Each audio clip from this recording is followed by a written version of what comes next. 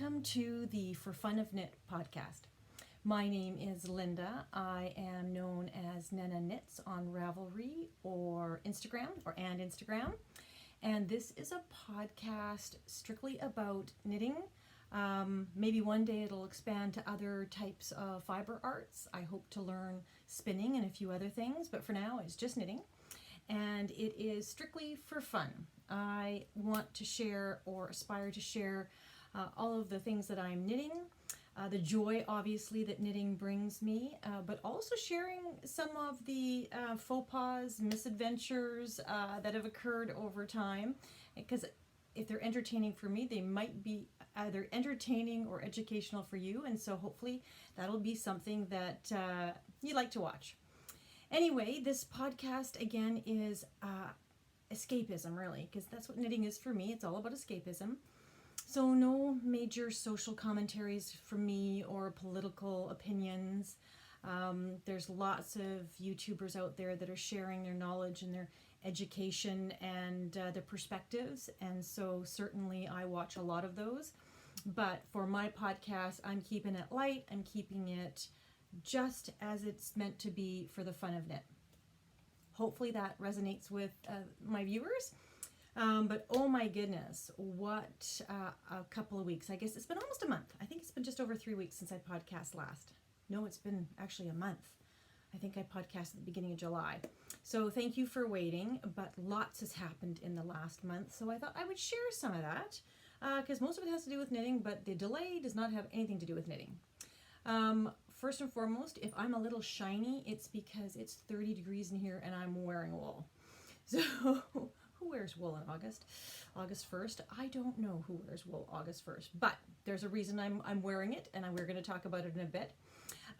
But in the last 4 weeks from my last podcast, I headed up to Kelowna, which is in the interior of British Columbia, to help my mother move. So the house sold. I think I've said in previous podcasts that my father passed away in January unexpectedly, and had mom's choice, 100% mom's choice. I'm very thankful for her choice, though. She decided she wanted to be closer to us, so she sold her home. So we sold her home. I'm going to say we sold her home, purchased a condo for her here in a beautiful complex, 7 minutes, including all the traffic lights from my house. So super excited to have my mom living so close to me. Huge adjustment for my mom. I mean, one, she's widowed, and so grief is a huge piece of it, and we're only, 6 months in, but then she's uprooted herself from a community of 22 years, so that's challenging.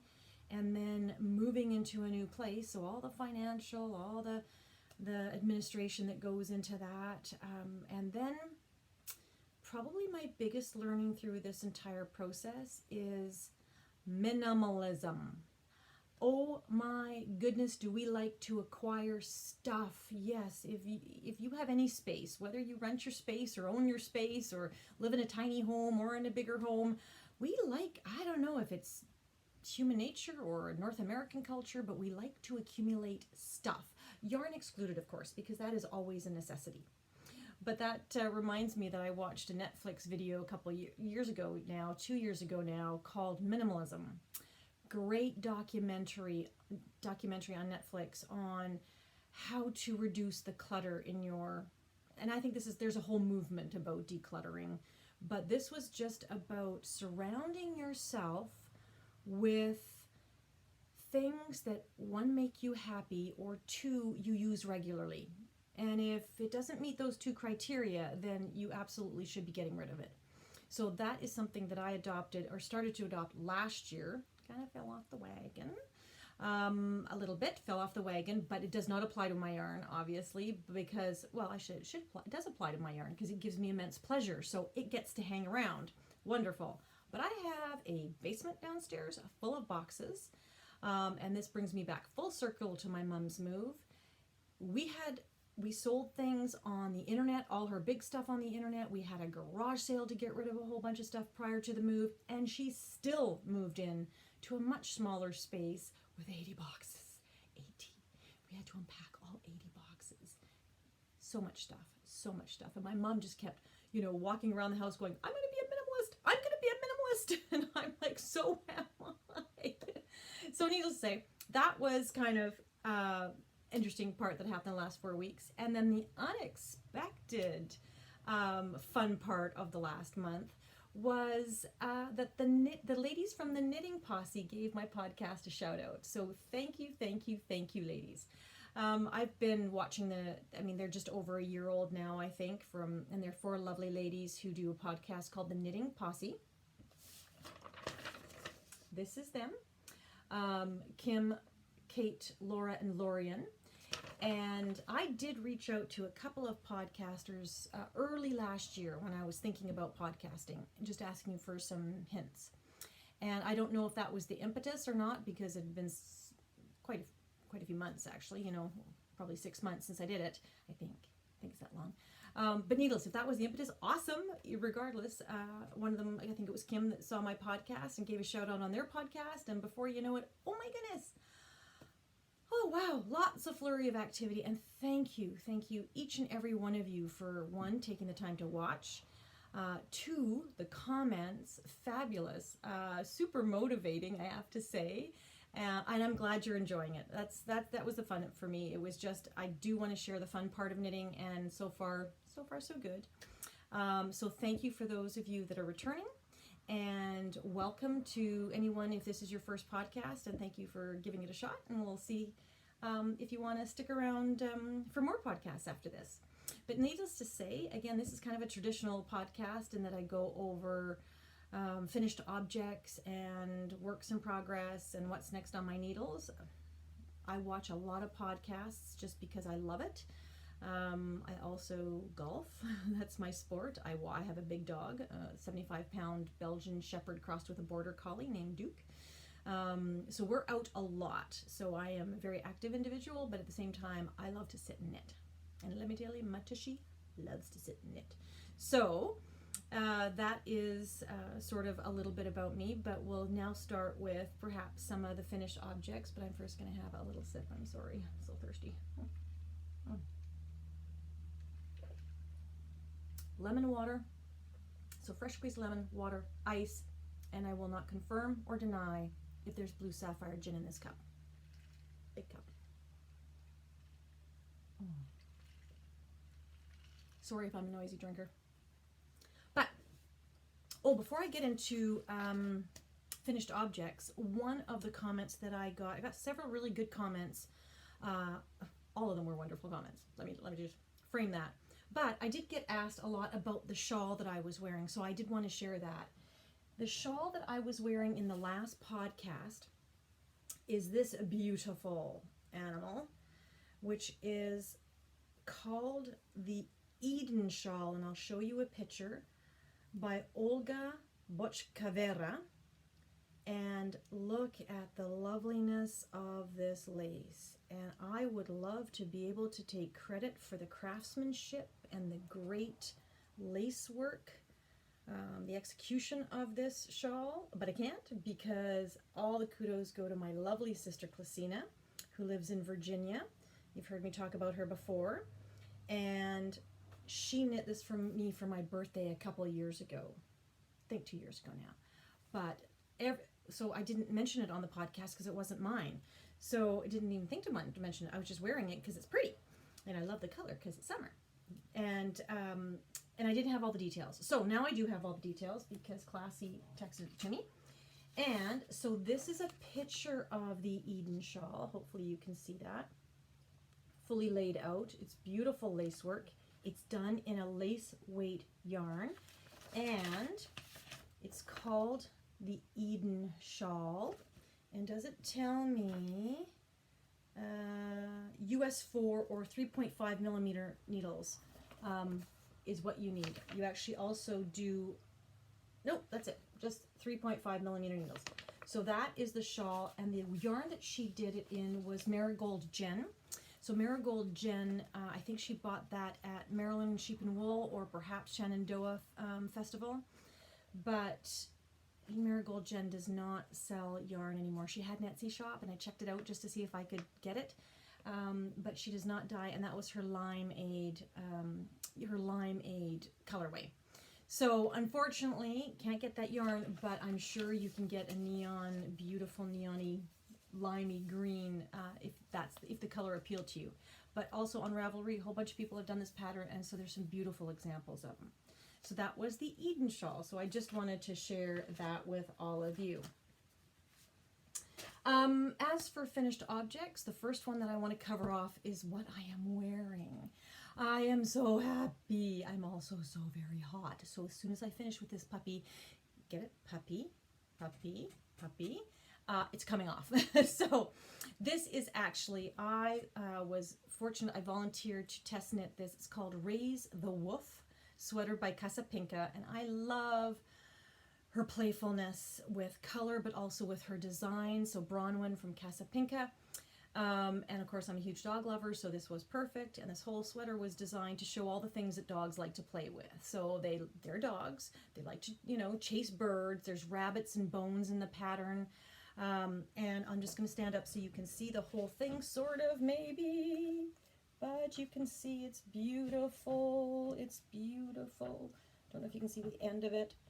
Well, there's the end of it. Locked out. And it's beautiful drape, and I'll talk about the yarn very briefly. But I did this, I started this when we were in Spain, and I was using scrap yarn, except for this yarn, which is the Fur Valburg 100% merino fingering, which was in their Cafe Latte colorway. And so it's beautiful. It's got coffees and pinks and a little bit of blue and a little bit of actually chartreuse in there as well.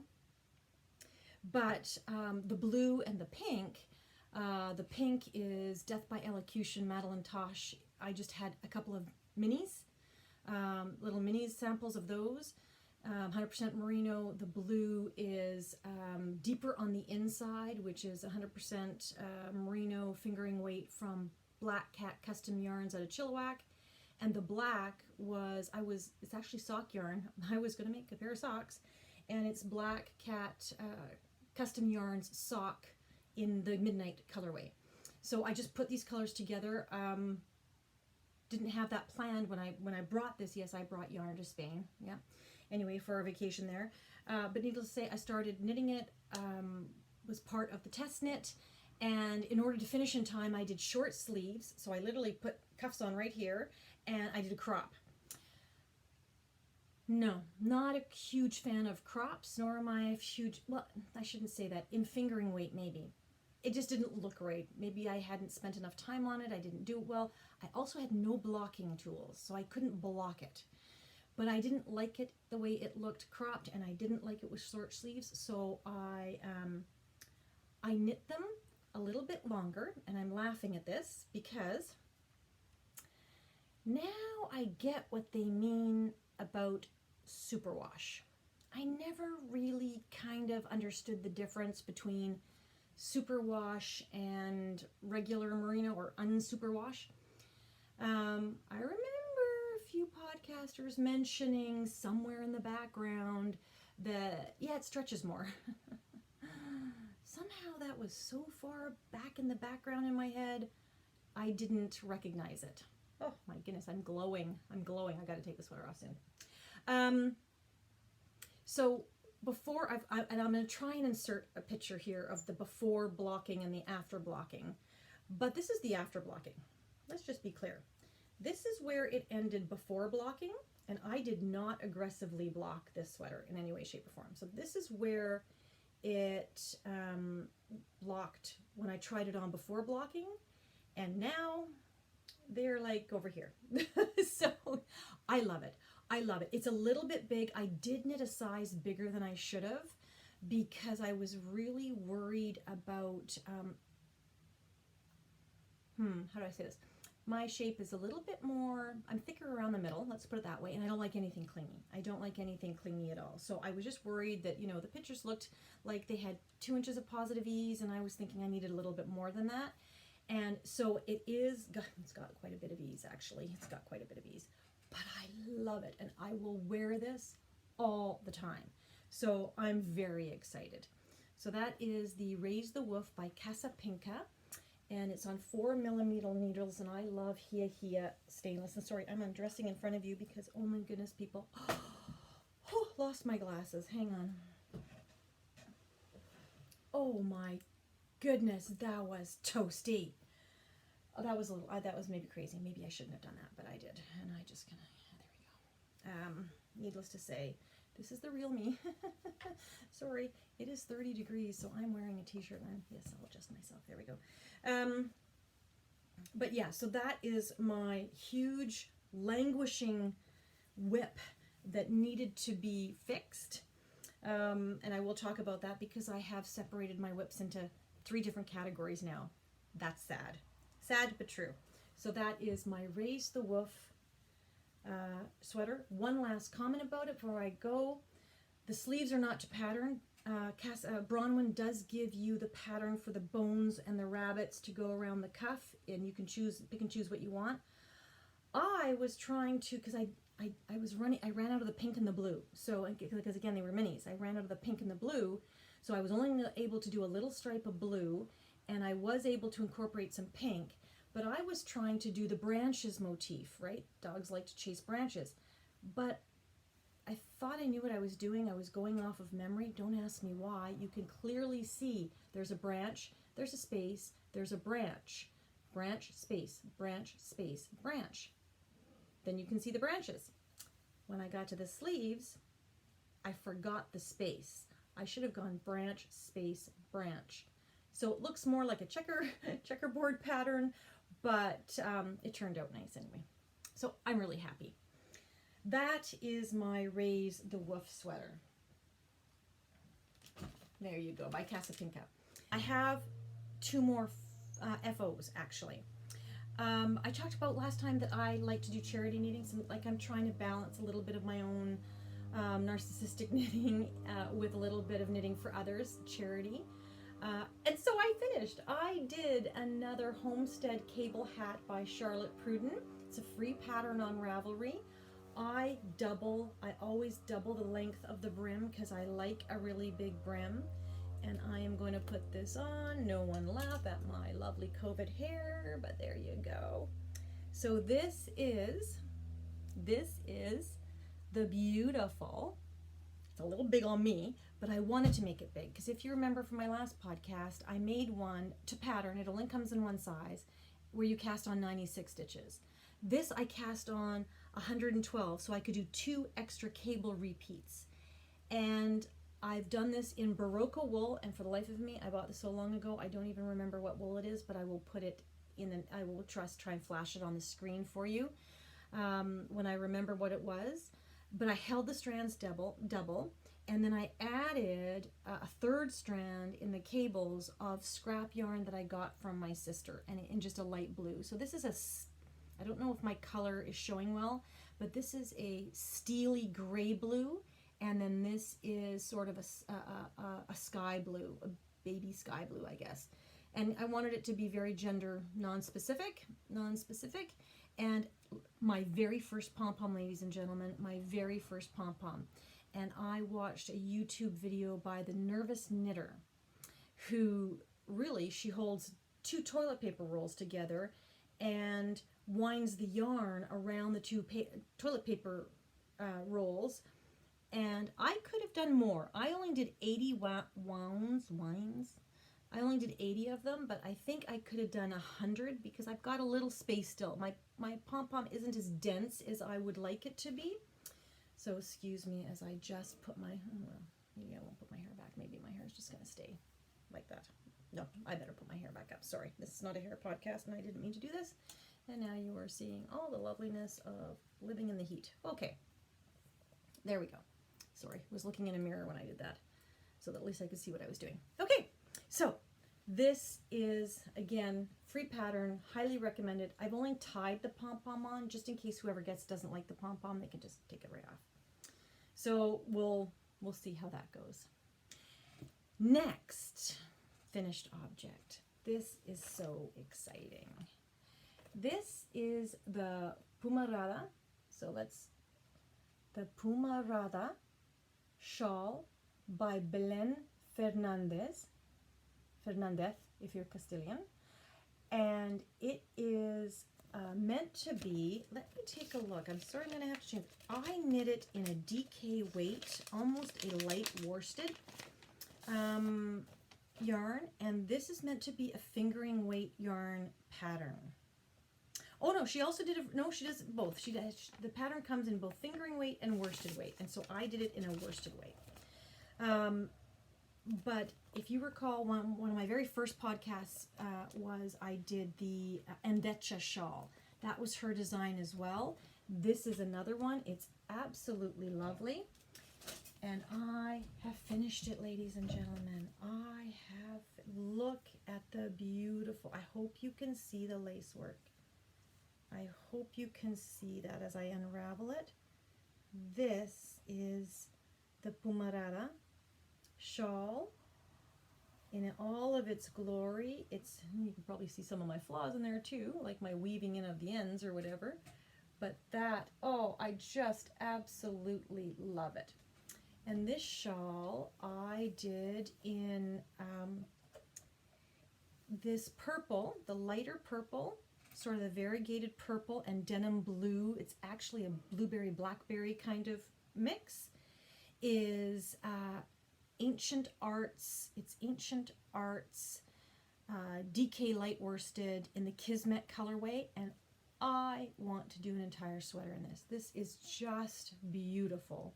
It drapes so nicely, and the contrasting purple is Hedgehog Fibers Purple Rain, Skinny Singles Purple Rain. And I think I said in a previous podcast, I don't know if you can see up there, but I've got a lot of Hedgehog Skinny Singles, not a lot, but probably about 10 more skeins of varying colors, because I just fell in love with the colors, and it was the only yarn dyer I knew at the time, and I just fell in love with them, and so I was buying all sorts of Hedgehog, and I'll be going through another pattern that got some Hedgehog in it too. But it's great yarn, it's beautiful, and so this is their Purple Rain. So this is to be a hostess gift for a lovely lady who is hosting my husband and myself, obviously, and a couple of their buddies. They're having like sort of a high school, not a reunion, just 4 buddies that haven't seen each other in a long, long time. And she's hosting us. They live on an island in the Gulf. I don't know if it's Desolation Sound or if it's the Gulf. Probably, anyway, between Vancouver Island and Vancouver itself. The Gulf Islands. I think it's a Gulf Island. But this is a hostess gift. If for some reason we're not able to go, because it is in September, and I'm thinking we might not be able to go because of COVID, if that's the case, well, then I have a special person in mind who is absolutely a fanatic about purple, who shall remain nameless, and they may be receiving this in the mail as a surprise. Because this person, I also owe a birthday present from 2 years ago that I have yet to finish. Last year's birthday present that I have yet to finish. So this might be a substitute. So stay tuned. We'll see what happens with that. But that's the Pumarara shawl by Belen Fernandez. So, I like casting on. I've said that before, and that I am not a monogamous knitter. I like to have many projects on. The challenge with that is it takes me a long time to finish things, but I think I've just proven that I can finish things, which is a good thing. But I like having choice. My mood certainly determines what I am going to be knitting and what colors I feel like knitting, what size of needles. I don't know if I'm getting arthritis in my hands or not, but certainly the size of needles makes a difference in terms of how my hands are feeling. The bigger the needle, the harder it is for my hands. I don't know if anybody else finds that. So I love having, that's my excuse. Are you buying my excuse so far? That's my excuse to have a lot of projects on the go. I just want to talk about Patrick's sweater again. So here is a picture of my wonderful man in his sweater. Notice the beautiful collar. But now hopefully you can see the sleeves. The way it fits is he's much narrower in the shoulder. He starts to slope right about here. And so I've got about 6 rows on each side. You can see it's too wide through the whole armpit, the whole arm. And now don't laugh at me about how I've sewn this together. I only loop stitched it very quickly so he could try it on, so I could get a sense of how far off I was, because I kind of knew I was off. Yeah. But you can see I'm very off. So you can see I've got a whole 6 to 8 rows that I can get rid of in this section. And interestingly enough, after having struggled, so the Raise the Woof sweater was my very first color work sweater. I had done a little bit of color work on socks, and then I dived straight in, dove straight in to a massive color work sweater. Not ever having taken any classes on color work, not knowing how to hold my yarns together. So I ended up just holding 2 in my right hand. I'm a thrower. So I digress, but the point of the story is I decided just recently on Instagram, Tanis Gray, I don't know if you follow her. If you don't, you should. Tanis Gray is an amazing designer and teacher. And she was hosting a class on Fair Isle. And so Fair Isle, stranded color work, very similar things, if not the same. Very similar, if not the same. And she, sorry if I keep saying she hosted this, and it was sponsored through, I keep saying I'm sorry, sponsored through a yarn shop called A Yarn of Sarasota. No, that's not quite right. It'll come to me, and I will put a caption in the bottom because I can't remember the yarn shop. Her name was Susan Post. She is the owner of the shop. I want to say A Yarn of Sarasota, but that's not correct. But it's Sarasota, Florida. That part I know. Anyway, what was fun about it is I'm in Vancouver, British Columbia, just outside of it, and I'm participating in a Zoom knitting class held by Tanis Gray and offered through this yarn shop in Florida. Honestly, the internet just makes the world so accessible. A lot of people think it makes the world small. I like it. I think it makes the world very accessible. So, needless to say, she was holding this Fair Isle workshop. Wish I had taken it before I knit that sweater. Because I learned so much. And if she ever offers to teach again Fair Isle knitting, it's also stranded color work, whatever you want to call it, take it. Highly recommended. It was $75 US, I think, for 4 hours. Well worth the money. But what has that got to do with Patrick's sweater? Well, the next class she's offering is on steeking. And I have never steeked anything, so that's my next skill that I want to try. So September, she's got a class, again, through the same yarn shop, Susan Post, out of Sarasota, Florida.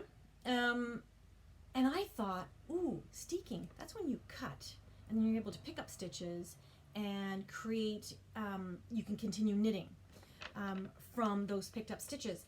And I thought, ooh, maybe I could just, would steeking work? Could I just cut my sleeves? Okay, don't laugh at me, because honest to God, I am, okay, I'm gonna have to drink more. I'm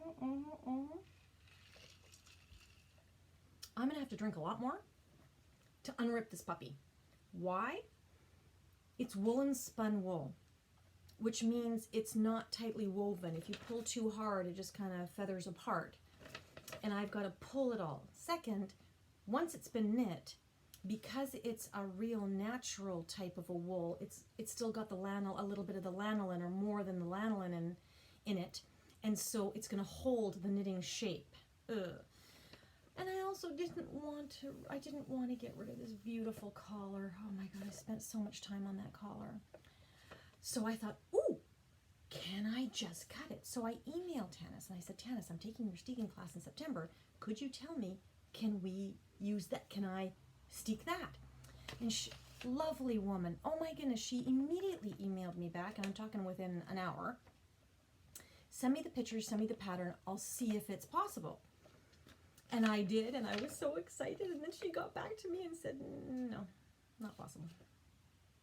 And then she said, be brave. She's pulled apart many sweaters. So just take your time, do it slowly. But yes, ladies and gentlemen, I am going to tear this right apart. So not only do I have to undo the sleeves to about here, because now they're not going to fit, I have to undo the shoulders, take the collar all off. I think I'm going to have to bring it right down to here, to where I separated for the arms, because, and the front and the back. I should just knit a whole new sweater, shouldn't I? Would you knit a whole new sweater? Answer me this. Would you just knit a whole new sweater, or would you do what I'm going to do, which is pull it apart? I'm going to pull it apart and redo the math to figure out how I can lose 8 stitches on both sides. And I'm going to do 8 because I'm having a feeling when I block it, it's going to act a little bit like my Raise the Woof sweater, even though it's not Superwash. But needless to say, that's the Saga of Patrick sweater. Ta-da! I actually need some intro music for the Saga of Patrick sweater. Anyway, that pattern is a Le Berge de France pattern. It's no longer in print. If anybody wants it, I'm happy to share it. It is going to be a beautiful sweater. Maybe you'll be more interested in it when it's actually finished. And I'm using Brooklyn Tweed Quarry in the Obsidian colorway. What do I have work in progress? I have 3 different groups of works in progress now. Languishing works in progress. And I have 3 of them that have been on the needles for a long, long time, and I'm just not getting around to finishing them. One is the Breathing Space. I'm not going to show a picture here, and we're not going to go over it. Beautiful sweater, sort of knit on an angle at the bottom. The body's sort of on an angle. The other one is the Brioche Luscious Shawl by Andrea Mowry. And that was for my sister's birthday last year that I am almost finished. I just have to have the bottom section finished, but I've left it so long, I've forgotten how to brioche. I said that before. I found my brioche videos. I've reviewed my brioche videos, and I'm going to tackle brioche very soon. So I'm excited to get that one going, but we're not going to talk about that today, or I'm not going to show you that one today. And the last one, of course, is my Hayward. My Hayward sweater, which was introduced to me by Espace Tricot. And if you have not looked at their podcasts or checked their website, their yarn store in Montreal, fabulous. Oh my God, Lisa and Melissa are amazing. Highly recommend them. And I got a comment from a viewer, Vicky, thank you very much. And she goes, Linda, you've had problems with your Hayward sweater. You're having problems with your husband's sweater.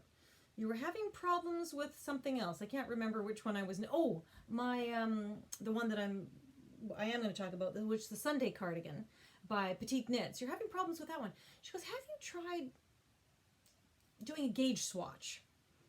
I almost peed my pants. I laughed so hard because no, I do know all about gauge swatching. I have read it absolutely a million times, and I've heard it on podcasts. Gauge swatch, gauge swatch. I gauge swatched for one sweater, and that's my Zweig, but I have not gauge swatched for anything. So all my trials and tribulations with my husband's sweater, I own mea culpa. I own it because I didn't do a gauge swatch, and I'm using a different yarn than what's recommended. So I'm I shouldn't say very. I like to think I'm relatively intelligent. Yet I keep making the same mistakes over and over again. So, Vicky, yes, I think I will now start gauge swatching. So thank you very much for that. Because, yeah, I needed somebody to put it right in my face and say, did you ever really put those 2 little thoughts together that maybe it's the fact that you're not gauge swatching and that's why things are a little bit more challenging. But where's the adventure in that? Anyway, so I will gauge swatch. But in terms of actual, newish whips, so Caitlin Hunter's Zweig, everyone's familiar with this one. I am a little late to the party on knitting this Zweig because I think about 2 years ago, this was the sweater of Rhinebeck, or certainly one of the main ones at Rhinebeck. But my sister has wanted to knit this for quite some time, so we both started it, and I am making progress, I'm happy to say. I don't know if you can see this or not, but I've split for the sleeves and now I am on the body. So let's just take a closer look at the lace. I am so impressed. I don't know if that's called lace or not, but I'm loving it. So what can I say about this so far? First of all, I did a gauge swatch, number one. And the reason I did a gauge swatch on this one is because this is a fingering weight sweater pattern. I'm doing it in DK, and I am using the right needles, but I'm doing it in a thicker yarn, I do believe. And so again, I wanted a little bit more positive ease than the sweater accounted for. So I am using DK, and my yarns for this, oh, I hope I can find my little swatch where my yarn thing is for this one, because again, I bought this yarn in at Barcelona Knits in Spain. Part of it I did. So this beautiful, it's in between a royal blue and a navy blue. It's a beautiful midnight blue. And this is from Frida Fuchs out of Berlin. So this is a German dyer. And this is called, I don't speak German, I'm going to mess this up. This is the Wohnenproppen DK. And the colorway is called Wacholderbeer. I think that's what it's called. And it's DK. It's beautiful. It's 100% Superwash. Okay, Superwash Merino.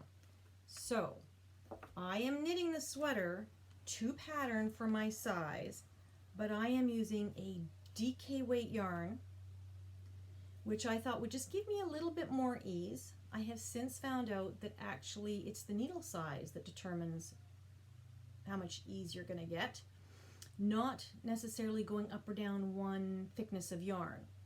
Oh, see, I'm getting all warm. Apologize for the ums. But it's Superwash Merino, so I'm thinking it's gonna grow a little bit more than I think when I wash it. But either way, this is lovely. So the main color again was the Frida and Fuchs. This lace work is two fingering weight strands held together. One is hedgehog fiber skinny singles in the shiver colorway, and the other one is Katja silk lace in the ecru. And Katja, believe it or not, is a Spanish yarn, but sold all over the world. I didn't know it was Spanish, originated in Spain, but Katja yarn originates in Spain. At least I do believe. I think it does. Don't quote me if I'm wrong. I apologize, but that's what my thoughts are at the moment. But anyway, so Zweig, you're going to see a lot more progress on this puppy now. I'm looking forward to that, and I keep this one in my beautiful project bag, knit by, oh my goodness, I'm having a brain burp. Not knit by, Stitching the High Notes. Joanne from Stitching the High Notes makes project bags, and she has an Etsy shop. And I am a follower and a patron of hers. And this is part of her project bag was for, she had an Outlander Cal, or Mal, I guess. And so we're all Outlander fans. And so this is to bed or to sleep, is what Jamie says to Claire when they're first getting it on. Anyway, that's my project bag there. The next work in progress I have, you all know this one as well. This is Petite Knits, the Sunday cardigan. This is done in a worsted weight yarn held together with 2 strands of mohair, silk mohair in lace weight. I only did one because, quite frankly, I think that was enough for me. But I love this sweater. And the yarn here is MadTosh DK single ply in the Joshua Tree colorway, and held together with La Bien-Aimé's silk mohair in the, I think this is called Shire. Yes, this is called Shire. This is beautiful. Not going to go into too much detail because I haven't made a lot of progress, but the last time I was talking about helical knitting, and I think I just want to show this to you again if you can see it. Notice there is one sleeve that is off the needles. Yeah, off the needles. Can you see it? I don't know if you can see this. I was hoping you could see it. There you can see it a bit better. I don't know if you can see it, but I can certainly see there is a line going here. stitches that look a little odd right along here. And that's because helical knitting, which is the process of switching, using two balls of yarn and switching them. And you do that, obviously, for those of you that aren't familiar with it, you do that because hand-dyed yarns can vary in color. You can get the same, same dye lot and everything, but one will be slightly lighter or darker, or one will have more of one color than another. And in order to make your project look quite uniform, you want to be alternating your yarns. Or it's recommended that you do that so that you don't see any major change when you go from one ball to the next, or when you run out of yarn and have to switch to a new ball. So helical knitting is simply the process of knitting with two balls of yarn. You knit one round and then you slip 3 stitches, start the new yarn, knit around 3 stitches before you get to your old yarn. You slip those 3 stitches, you knit around, you drop your yarn in front, you slip the next 3 stitches, you pick up your old yarn, start knitting, knit all the way around.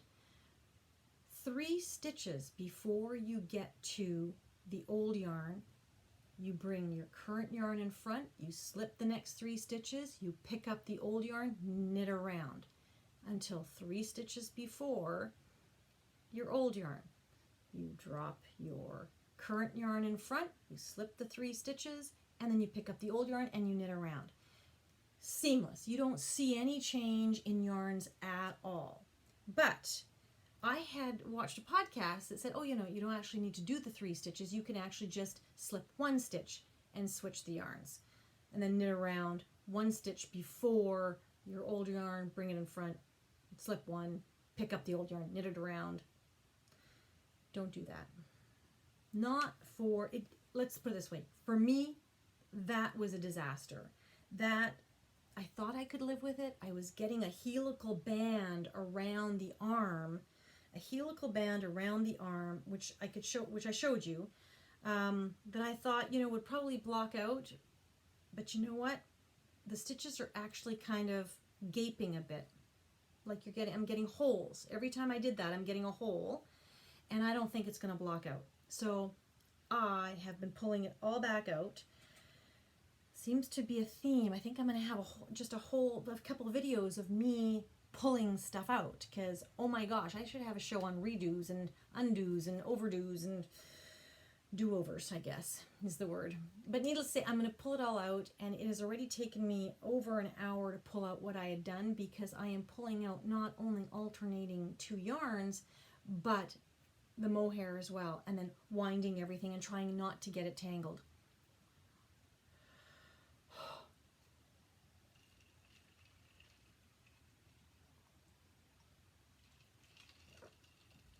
Just the thought makes me thirsty. But that is where I am with the Sunday cardigan. It is going to be awesome. It is a fast knit. I just have to get back at it, finish unwinding it, and get back at it so that I can actually do it. But I have to say, it's also too hot right now to be holding mohair. Yeah, it's really warm, as you can tell. So that's that one. I also, as a work in progress, I have a few more works in progress, so I know I'm already at 43 minutes. I'm going to have to try and cut this down a little bit.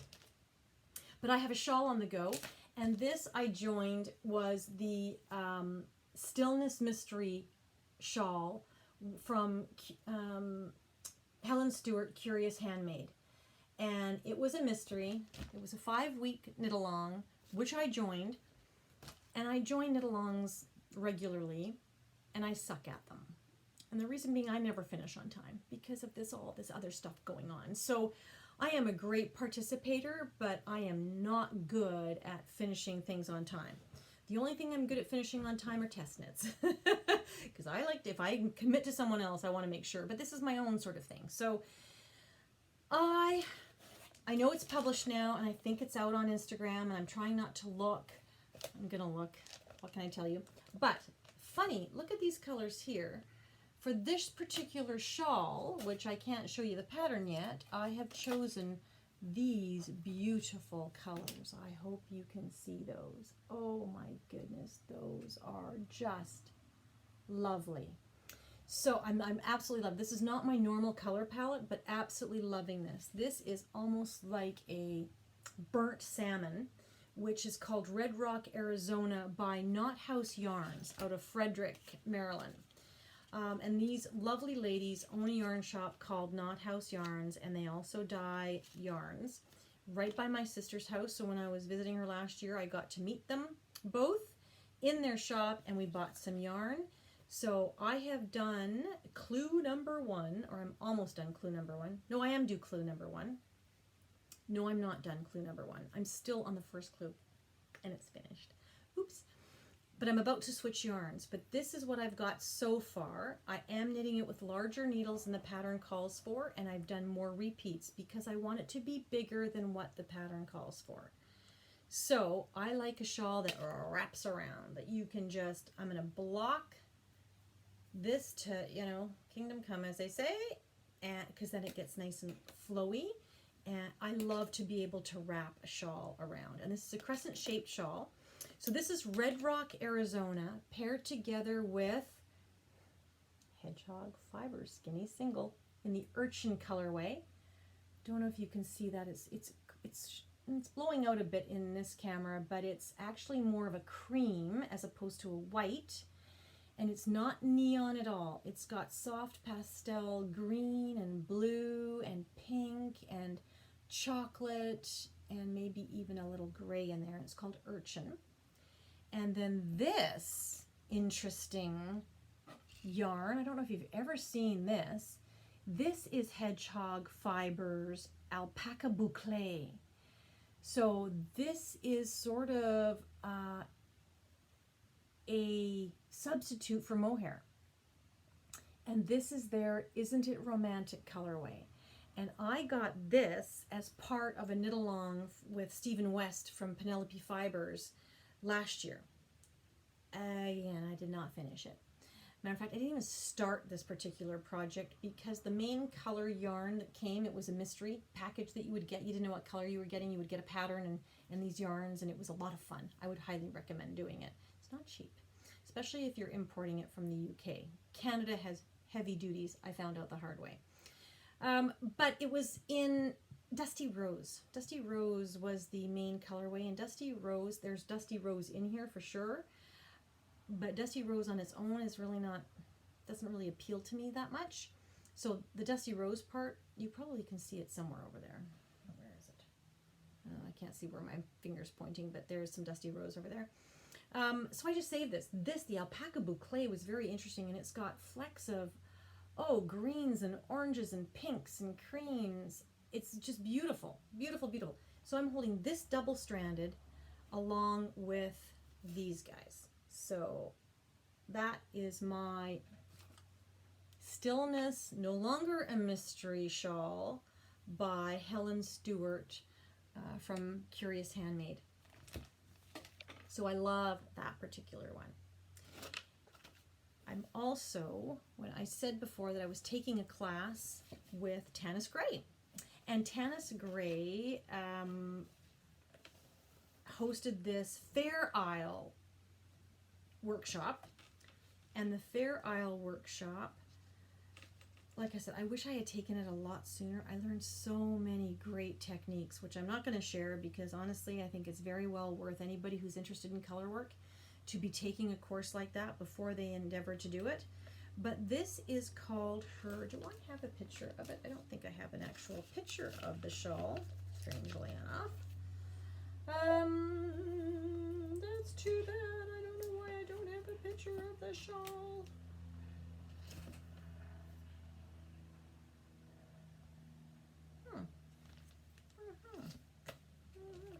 I'll just edit this out, don't worry.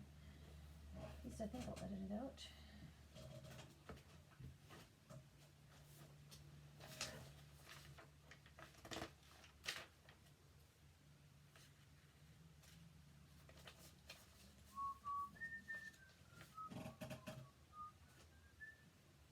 Isn't that weird?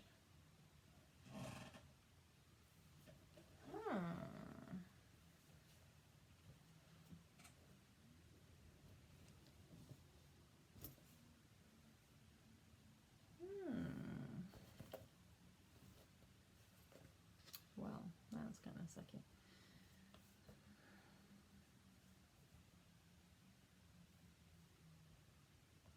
Okay, so there are 2 more whips that I want to show you, and I know I'm getting a little long on the tooth here, so let's move right along.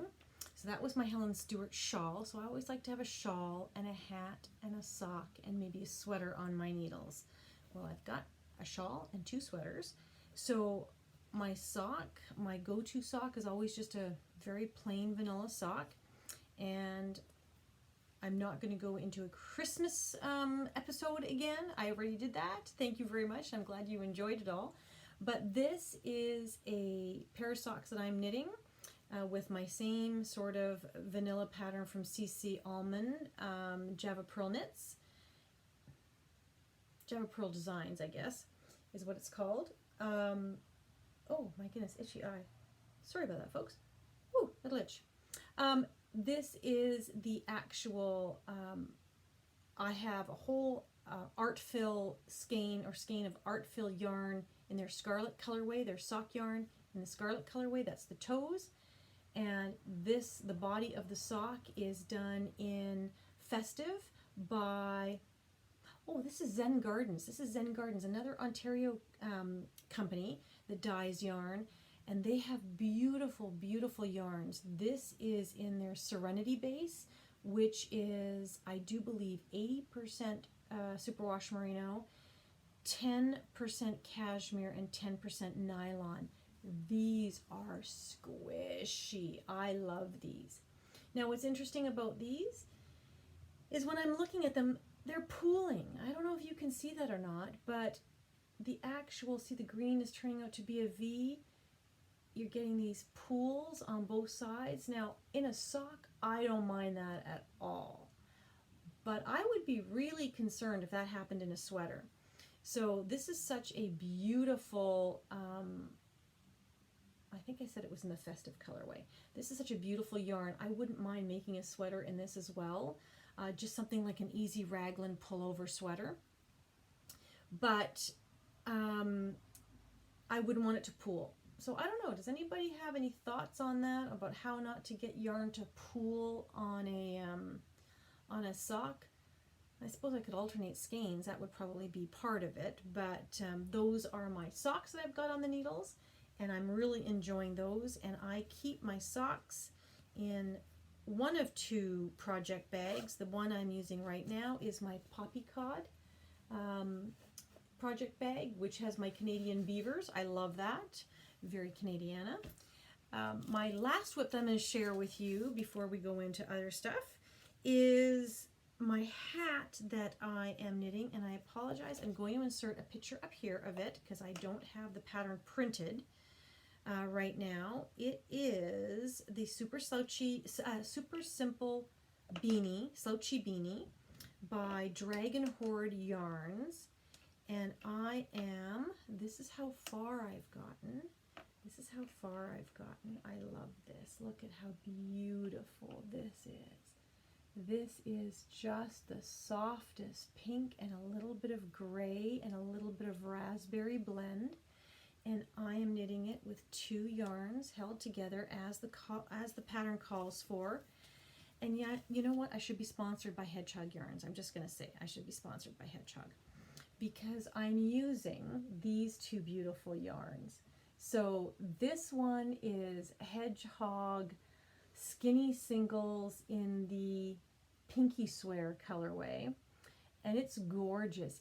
I don't know if you can see that, but it actually has a bit of, I'm going to say copper, or not because it's not metallic, but in a beautiful pecan color. It's got light pink, dark pink, raspberry pinks. It's got some gray. It's got a little bit of blue.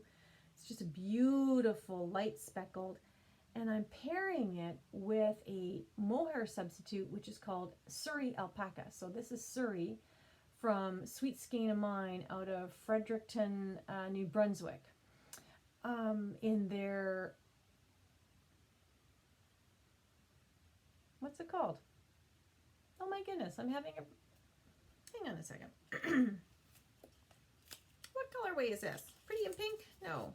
See, this is sweet skein of mine in tickled pink. There, silly me, I should have known that. Tickled pink. But this is going to be, this part is the brim, and again, it is a doubled brim, so it is going to be a very thick, warm hat. And so, if you see there, it's going to be beautiful. That's going to be the edge of the brim. And then again, it is just straight stockinette. This is a great TV knit. It's done on very fine needles. These are US ones, or 2.25 millimeter, I do believe, is what they are, 2.25 millimeter. So it's very small, but so it's quite tight weave, but it is absolutely gorgeous. And so that is my hat that I've got on the needles. What I do have to do is find another charity project that I want to do. I don't want to do the same hat again. I'm thinking I'd like to do a vest of some sort. So if anybody has any suggestions on a vest for a child, so I'm thinking more of the 6 to 8 year old category. I'd like to start knitting some of those, because again, one of the local yarn shops called Wet Coast Wools, Glenda is the owner of Wet Coast Wools, and her team always support this charity that sends articles of clothing to northern communities.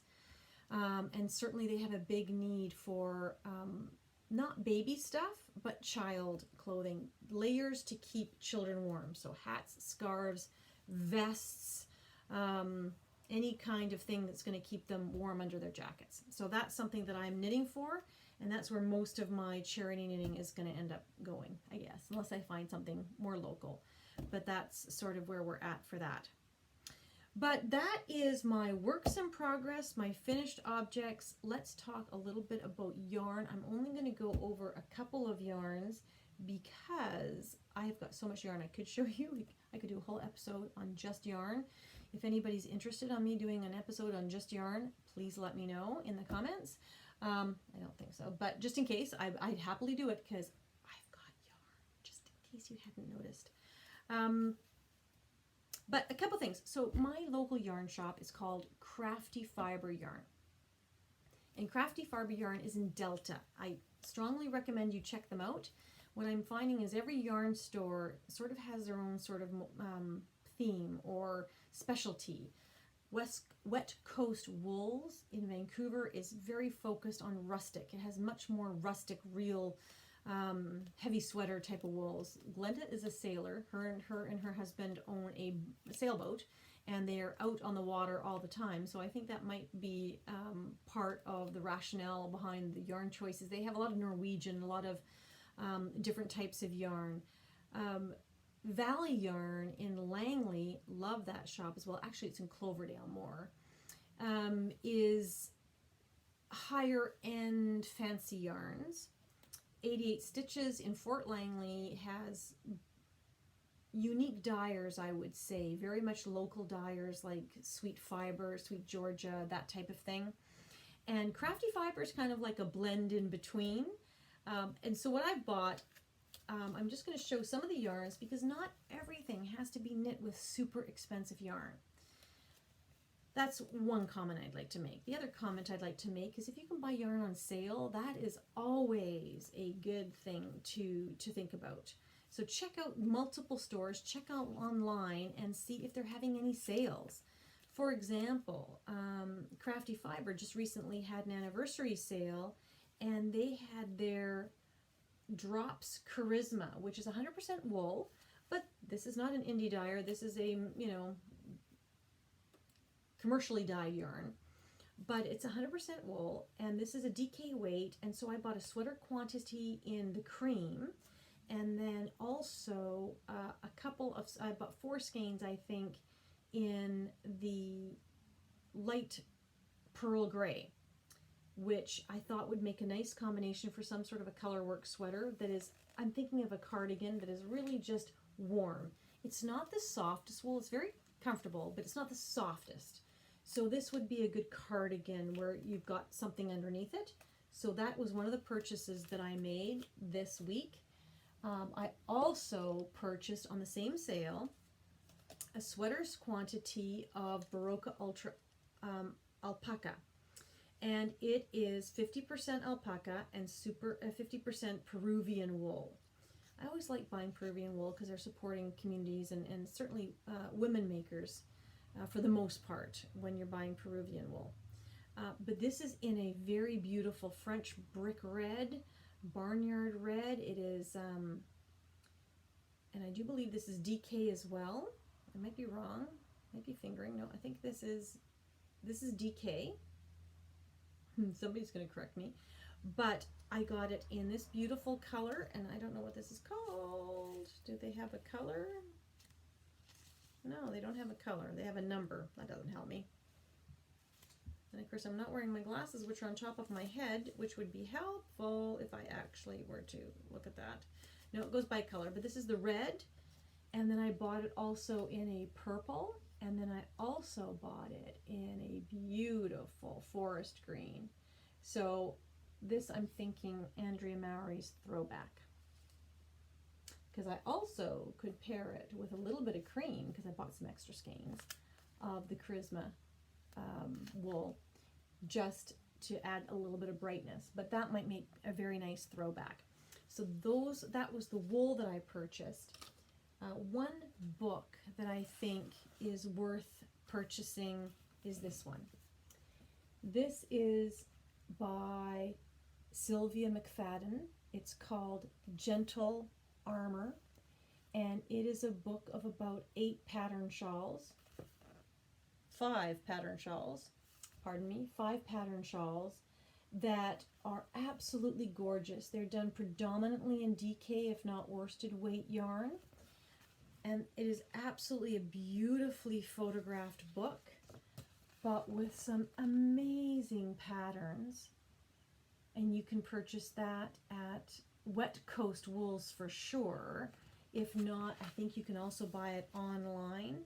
I bought this when it first came out, but it is an absolute lovely, lovely book with amazing patterns. And I went online onto Ravelry. Sylvia McFadden has a Ravelry, sells patterns on Ravelry as well, and she is really strong in designing circular shawls, so in a perfect circle. So here's another one. This one is an actual square, but just beautiful, all in natural, very rustic fibers, but soft and thick and just cozy, hence gentle armor. It's really protection against the world. You know, even when you're outside and in public, it's just supposed to be that sort of you bringing your comfort blanket along with you. But that is one of the things that I acquired. I acquired it last year, and I'm going to be knitting my next shawl, I do believe, out of this book. So I wanted to share that. Anyway, I think I've gone on long enough, and I could go on forever, as you probably know. But certainly I hope those are some of the things that would interest you. And please, if you enjoyed anything that I've said today or enjoyed the content in this podcast, please add a comment. Certainly that's helpful, and it's a lot of fun. I thoroughly enjoy. I think people are finding I'm responding quite quickly to any comments. I certainly love to engage in that conversation, and if I can inspire any project or a little bit of knitting, or certainly help you focus on the fun of knitting, that would be a win in my book. So aside from that, I think I should probably say so long for now. Thank you so much for taking the time out of your day to watch my podcast. Hope you share it with friends by all means. And COVID isn't over yet, folks, so please stay safe. Take care of each other, be kind, and I wish everybody an absolutely fabulous, great couple of weeks of knitting until we talk again. Anyway, have a great day. Take care. Bye-bye.